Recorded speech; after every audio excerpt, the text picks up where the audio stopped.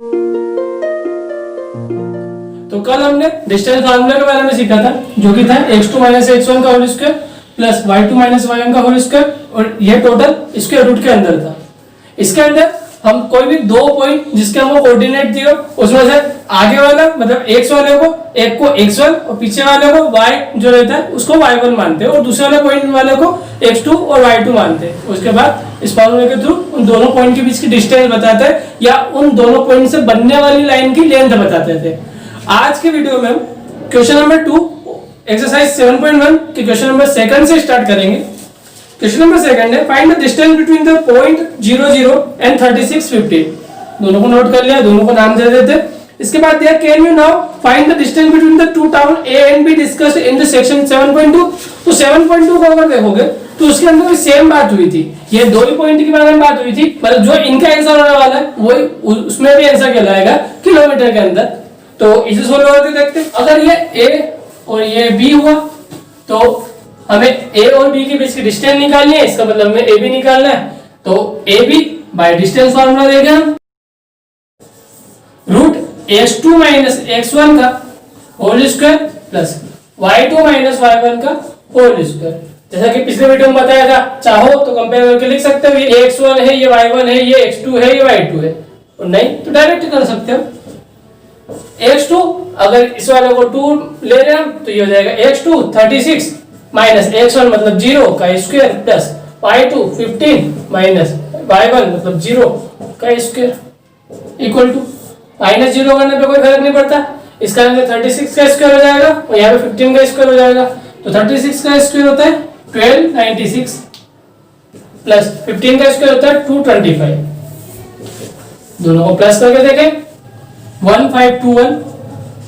अब देखें ये किसका स्क्वायर रूट होगा, तो आगे अगर इन्हें दो पार्ट्स में बांटे, दो के पार्ट्स में बांटे तो 15 3 के स्क्वायर के बाद आता है, और 21 लास्ट में 1 है, इसका मतलब या तो पीछे 1 होगा या 9 होगा, तो इसका मतलब 31 या 39 दोनों में से किसी एक का स्क्वायर होगा। और इसी मेथड को विलोपनम कहते हैं। ये पहले एक वीडियो में भी बात करी थी इसके बारे में। तो चेक करना है हमें किसका स्क्वायर होगा, तो चेक करेंगे तो पता पड़ेगा ये 39 का स्क्वायर था और इसका स्क्वायर रूट 39 हो जाएगा, और ये ए और बी के पॉइंट के बीच की डिस्टेंस हो जाएगी। यहाँ पे कुछ दिया नहीं था इसलिए इसे यूनिट्स में शो कर रहे हैं। सेक्शन 7.2 में जो एग्जांपल था उसके बारे में बात हो रही थी, तो उसके अंदर किलोमीटर में डिस्टेंस दी थी। इसका मतलब यहाँ पे अगर हम डिस्टेंस लिखेंगे उस सेक्शन 7.2 के सॉल्यूशन के फॉर्म में तो किलोमीटर लिखेंगे। ओके, अब क्वेश्चन नंबर 3 करके देखते हैं। यहाँ भी 3 पॉइंट के बारे में बात हुई। क्वेश्चन ऐसा दिया है, डिटरमाइन इफ द पॉइंट 1 5 जिसे अगर हम ए माने, 2 3 जिसे अगर बी माने, और थर्ड n -2 -11 जिसे अगर हम सी माने आ कोलिनियर। तो हमें बताना ये कोलिनियर है या नहीं है। और इसके बारे में पिछले वीडियो में हमने बात करी थी कि 3 पॉइंट कोलिनियर कैसे हो सकते हैं। नॉर्मली 3 पॉइंट या तो ट्रायंगल फॉर्म कर सकते हैं या कोलिनियर हो सकते हैं। अगर वो कोलिनियर हुए मतलब एक ही लाइन में हुए तो 2 पॉइंट के बीच की डिस्टेंस और नेक्स्ट 2 पॉइंट के बीच की डिस्टेंस का सम जो पहला और तीसरा है उनके पॉइंट के बीच की डिस्टेंस के बराबर होना चाहिए। मतलब सबसे पहले हम लेंथ निकाल के देख लें ए बी की, तो यहां पे भी वही फार्मूला यूज कर लेते हैं बाय डिस्टेंस फार्मूला। बी वाले को 2 ए वाले को 1 ले, तो x2 माइनस x1 मतलब 2 माइनस 1 जो कि होता है 1 का square plus y2 minus y1 मतलब 3 माइनस 5 मतलब -2 का स्क्वायर। स्क्वायर का मतलब 1 का स्क्वायर 1 माइनस 2 का स्क्वायर होता है 4। सोल्व करेंगे तो रूट 5। नेक्स्ट BC को देखें तो -2 और -2 हो जाएगा -4 और होल स्क्वायर प्लस -11 -3, तो सोल्व करेंगे तो -14 का होल स्क्वायर। सोल्व करें -4 का स्क्वायर होता है 16, -14 का स्क्वायर होता है 196। सम करें तो 212 आंसर हो जाएगा। अब हम जानते हैं कि जब हम सम करने जाएंगे ना तब ये सम नहीं हो पाएगा, क्योंकि इसके रूट के अंदर सेम होना चाहिए सम के लिए, और डिटेल में कल बात करी भी थी, इसलिए इसको सोल्व करके देखना पड़ेगा। 212 को सोल्व करके देखें, 2 से डिवाइड करके देखें तो 2 1 जा 2 डिवाइड नहीं किया 2 6 जा 2 से फिर करें तो 53 और फिर 53 1 जा 53, 53 प्राइम नंबर है इसलिए, तो इसे हम लिख पाएंगे 2 बार 2 आ रहा है तो 2 बाहर निकल जाएगा, अंदर बच जाएगा 53। तो शायद तक यही बता रहा है कि ये सम नहीं होने वाले, इसका मतलब ये कोलिनियर नहीं होंगे। आगे चले, अब AC बचा है, सोल्व करें फार्मूले से, -2 -1, -2 और -1 हो जाएगा, माइनस का 3 स्क्वायर प्लस -11 -5, टोटल हो जाएगा माइनस का 16 का स्क्वायर, -3 का स्क्वायर हो जाएगा 9 प्लस 16 का स्क्वायर करेंगे तो ऐसा आएगा 256, 256 और 9 को प्लस करें तो आंसर आएगा 265, और सम करने के लिए इसका भी निकाल लेते हैं। 265 को 5 से डिवाइड करके देखें, 5 5 जा 25, 1 5 3 जा, और यहाँ पे 53 आया। तो इसका मतलब यहाँ तो कुछ भी स्क्वायर रूट से बाहर निकल ही नहीं पा रहा है, तो इसको सम करना नॉर्मली तरीके से पॉसिबल ही नहीं है, पॉइंट में सोल्व करके इसको सम करना पड़ेगा। एक्चुअली हम यहाँ पे लिख सकते हैं, here AB plus BC does not equal to AC, so this point are not collinear points. Okay? तो नंबर 4 में दिया चेक वेदर 5 minus 2 जिसे A मान लेते हैं, 6 4 B मान लेते हैं, and 7 minus 2 जिसे C मान लेते हैं, are the vertices of an isosceles triangle। अब isosceles triangle की खासियत क्या होती है, उसकी दो साइड्स बराबर होती है, तो सबसे पहले चेक करना पड़ेगा कि ये ट्रायंगल है या नहीं है, मतलब यही वाली बात, ये कोलिनियर नहीं होना चाहिए, तो पहले तो ये बताना पड़ेगा। डायरेक्ट ये नहीं बोल सकते कि हम दो साइड बराबर आइसोसेलेस ट्रायंगल हो गया, जरूरी नहीं है ऐसा कि वो आइसोसेलेस ट्रायंगल होगा, हो सकता है कि वो दो बराबर लाइंस ले रखी हो और वो टोटल मिला के कोलिनियर हो। इसका आंसर पहले बताना पड़ेगा कि ये ट्रायंगल है, उसके बाद बताएंगे कि दो साइड बराबर है इसलिए आइसोसेलेस है। तो आपस से लिखे ये वाली बात को बाय डिस्टेंस फार्मूला, AB की लेंथ निकाले, 6 minus 5 मतलब 1 का square plus 4 minus 2 minus plus हो जाएगा तो 4 रूट हो जाएगा 6 का स्क्वायर, 1 का स्क्वायर 1, 6 का 36, सम करेंगे तो √37। BC को देखें, 7 माइनस 6 का स्क्वायर मतलब 1 प्लस -2 -4, और -2 और -4 हो जाएगा -6, और -6 का स्क्वायर हो जाएगा 36, सम करें 37। यहाँ इक्वल आ गया है, बट यहाँ पे मत बताना, नहीं तो इन नंबर कटने के चांसेस होंगे। अब निकालेंगे AC, तो आपस सोल्व करें, 7 माइनस 5 मतलब 2, और 2 का स्क्वायर प्लस -2 माइनस -2 मतलब कुछ ऐसा कैसे हो रहा है, -2 माइनस एक बार -2 है तो +2 हो जाएगा का स्क्वायर, टोटल मिला के 2 का स्क्वायर 4 प्लस -2 + 2 हो जाएगा 0, और 0 का स्क्वायर 0 होता है, तो ये हो जाएगा √4, और √4 की वैल्यू होती है 2। अब हम आसानी से कह सकते हैं ये 100% एक ट्रायंगल होगा, क्यों?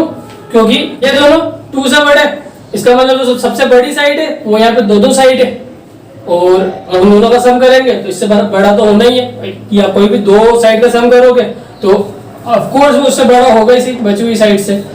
तो अपन लिख सकते हैं here AB plus AC does not equal to BC, या किसी भी दो साइड का सम तीसरे की साइड के बराबर नहीं है, इस कारण से so it form a triangle where AB equal to BC, यहाँ पे दो साइड बराबर है, वो 37 है, so it is isosceles triangle. अब हम यह बात कंफर्मली लिख सकते हैं। ओके, आज का वीडियो के लिए जो लास्ट क्वेश्चन कर रहे हैं वो है क्वेश्चन नंबर 5। इसमें दिया in a classroom 4 friends are seated at the point A B C and D as shown in the figure। हम फिगर शो कर रहे हैं यहाँ पे। चंपा एंड चमेली walk into the class and after observing for a few minutes, चंपा से चमेली don't you think ABCD is square। चंपा चमेली को बोलती है कि ये ABCD स्क्वायर जैसा नहीं लग रहा है क्या? तो चमेली डिसएग्री करती है इस बात पे। Using distance formula find which of them is correct, और हमें बताना है कि कौन सा करेक्ट है, मतलब वो स्क्वायर फॉर्म कर रहा है या नहीं कर रहा है। तो सबसे पहले तो हम देखें कि अगर वो चारों की पोजीशन दे रखी है तो जो कार्टेशियन प्लेन बना हुआ है उसके थ्रू उनके कोऑर्डिनेट्स क्या होंगे। तो अगर तुम देखोगे तो तुमको A की पोजीशन दिखेगी, x एक्सिस की सीध में देखोगे तो 3 पे है और y एक्सिस की सीध में 4 पे है, इसका मतलब 3 4। ऐसे देखोगे B को तो वो हो जाएगा 6 7, सी को तो वो हो जाएगा 9 4 एंड डी को तो हो जाएगा 6 1। नॉर्मल सी बात है, एक्स कोऑर्डिनेट जो होते हैं वो पहले लिखे जाते हैं और वाई वाले बाद में लिखे जाते हैं, अल्फाबेटिकल ऑर्डर में लिखे जाते हैं। और क्या होते हैं एक्स कोऑर्डिनेट वाई कोऑर्डिनेट ये पहले भी समझा है, नहीं समझ में आया तो पिछले वीडियो को जरूर देखना, क्योंकि इससे पहले न्यूक्लियर भी बनते हैं। अब हमें बताना है कि स्क्वायर है या नहीं है, तो ऐसा एक एग्जांपल भी कर चुके हम। तो सबसे पहले हम चेक करेंगे चारों साइड बराबर है या नहीं है। तो हम निकाल लेते हैं by distance formula, A B equal to square root x2 minus x1 मतलब 6 माइनस 3 करेंगे तो 3 का स्क्वायर प्लस 7 माइनस 4 करेंगे तो 3 का स्क्वायर, 3 का स्क्वायर होता है 9, 2 बार टोटल हो जाएगा अंडर रूट का 18। बी से निकालें 9 माइनस 6 करेंगे तो 3 का स्क्वायर प्लस 4 माइनस 7 करेंगे तो माइनस 3 का स्क्वायर, वापस से 3 का स्क्वायर होता है 9 प्लस माइनस 3 का स्क्वायर भी 9, टोटल मिला के हो जाएगा अंडर रूट 18। पहले CD इसको सोल्व करें तो 6 माइनस 9 करेंगे तो माइनस 3 का स्क्वायर प्लस 1 माइनस 4 करेंगे तो माइनस 3 का स्क्वायर। इसका मतलब यहाँ पे भी सेम आने वाला है, माइनस 3 का स्क्वायर 9 माइनस 3 का स्क्वायर 9 और 9 और 9 हो जाएगा 18। अब 80 देख लेते हैं, 6 माइनस 3 करेंगे तो 3 का स्क्वायर प्लस 1 माइनस 4 करेंगे तो माइनस 3 का स्क्वायर। सेम थिंग यहाँ पे भी हो रही है रिपीट, और यहाँ पे भी आ रहा है अंडर रूट 18। बट अगर चारों साइड बराबर है तो वो स्क्वायर हो ऐसा जरूरी नहीं है, वो रोम्बस भी हो सकता है।